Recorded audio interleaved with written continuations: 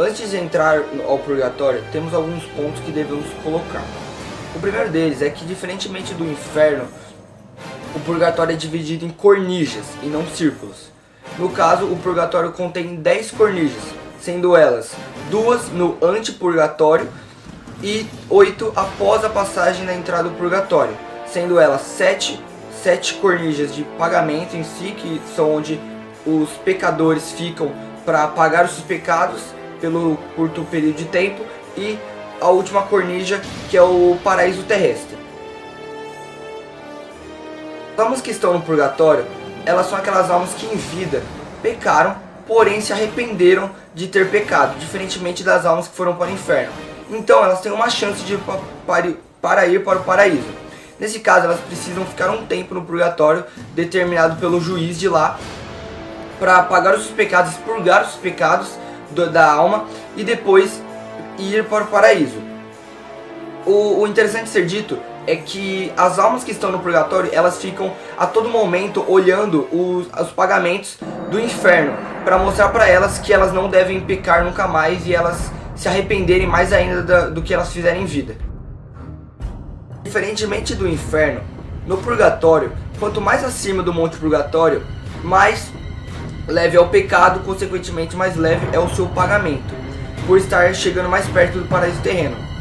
E no purgatório, diferentemente do inferno, os pagamentos não são para punir as almas que estão ali, e sim para ensiná-las a não pecar. Então todo o pagamento que eles fazem lá dentro tem sempre um teor de ensinamento, onde também existem várias imagens de igreja, de imagens católicas, para lembrar as almas que não se deve pecar. No purgatório existem duas entradas. O rio Tibre, que é um grande rio que rodeia a ilha inteira do purgatório, no caso tem um barco muito parecido com Caronte no inferno, só que um anjo traz todas as almas da superfície até o monte purgatório pelo rio Tibre. E também existe o buraco no inferno, que, como eu disse no vídeo anterior, o Lúcifer, quando ele caiu do céu para o inferno, ele fez um buraco no teto do inferno, fazendo uma entrada para o próprio purgatório.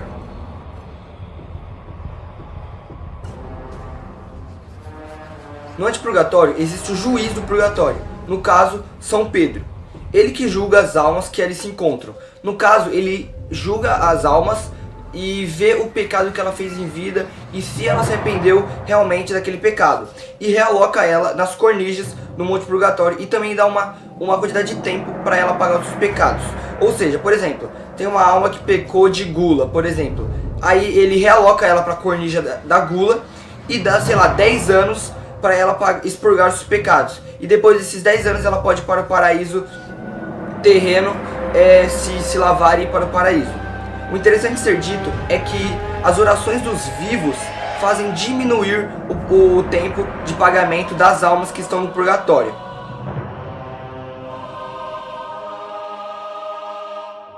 No antipurgatório existem duas divisões: os excomungados e os negligentes. No caso, esses dois grupos são todas aquelas pessoas que em vida se arrependeram tardiamente dos seus pecados. O primeiro, os excomungados, são aqueles que se arrependeram apenas na sua morte. Ou seja, quando eles estavam prestes a morrer, eles se arrependeram dos seus pecados.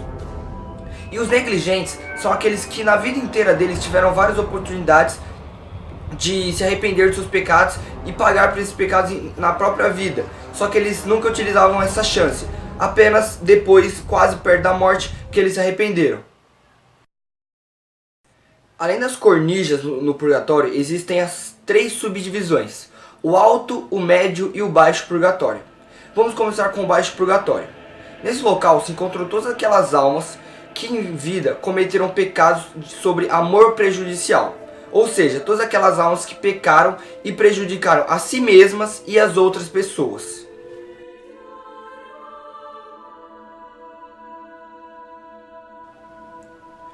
A primeira cornija do baixo purgatório é a cornija dos orgulhosos, denominados como grandes pedras. Nesse local, todas as almas que ali estão precisam carregar grandes pedras por todo o tempo que elas estão no purgatório. Ou seja, caso elas estejam 10 anos no purgatório, elas precisam carregar essas rochas pelos 10 anos seguidamente para expurgar os seus pecados. Na segunda cornija se encontram os invejosos, denominado como penhasco. Neste local, todas as almas são colocadas na beira de um grande penhasco, onde cada uma delas segura uma das almas, fazendo com que uma dependa da outra. Caso uma solte, todas as outras caem. O da hora de ser dito, interessante, é que as pálpebras das almas nesse local são todas costuradas com arames, fazendo eles sempre ficarem alertas para não derrubar um ao outro.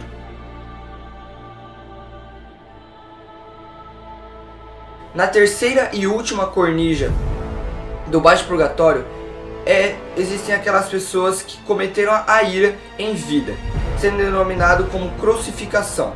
Nesse local, a cada dupla de almas que existe nesse local, uma delas é crucificada e a outra deve ajudá-la a não fazer com que socorra. No caso, não é dito como a primeira pessoa é crucificada, só é dito que sempre é invertido os papéis e uma tem que ajudar a outra a não fazer com que socorra e a outra está sendo crucificada.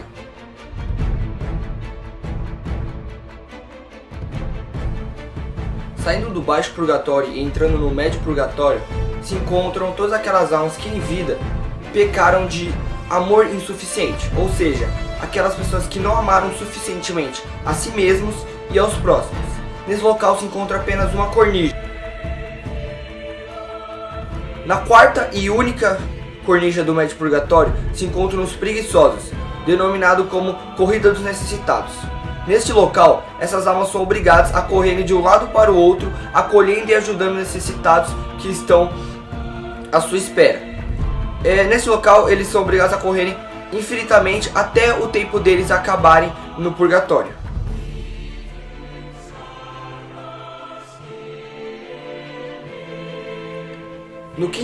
Na quinta cornija se inicia o Alto Purgatório, que é aquela parte do purgatório que se encontram todos os pecados mais leves, tendo assim as punições mais leves. Na quinta cornija se encontram os avarentos e pródigos, todas aquelas almas que em vida ou desperdiçaram muito dinheiro ou supervalorizaram o dinheiro, por isso que eles estão juntos, os dois são relacionados ao dinheiro. Nesse local as almas são colocadas de bruços no chão, prendendo os braços e as pernas pelo período inteiro da estadia deles no purgatório. Na cornija se encontram aquelas almas que pecaram de gula, sendo denominado como almas famintas. Neste local, as almas dessas pessoas são totalmente emagrecidas. No caso, não emagrecidas de fome, e sim emagrecidas de lembranças e sentimentos. No caso, eles ficam vagando por essa cornija sem lembrar do que tiveram feito em vida e não sabem quem elas são, só ficam vagando até o tempo que eles saem do purgatório e vão para o paraíso.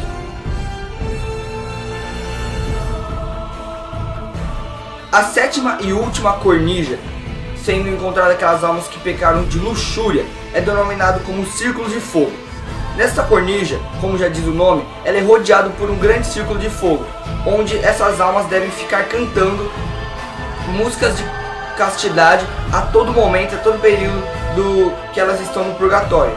Como eu disse, quanto mais acima da montanha do purgatório você vai, mais leve é o pecado e o seu pagamento, como é visto nessa última cornija, que eles simplesmente precisam ficar cantando votos e músicas de castidade até sair do purgatório, que é a mais simples e mais fácil, vamos dizer assim, dos pagamentos.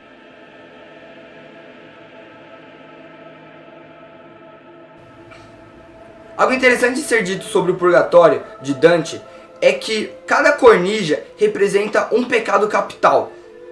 Ou seja, Dante naquela época começou a criar a ideia dos 7 pecados capitais, que mais pra frente começou a ser muito utilizado nas igrejas e como contos religiosos.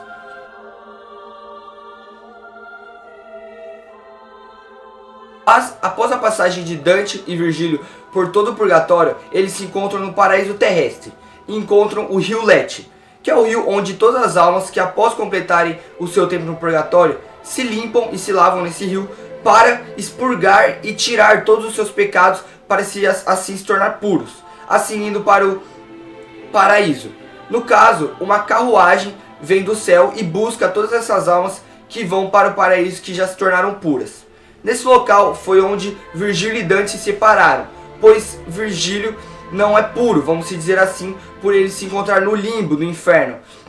Então ele não pode passar para o paraíso.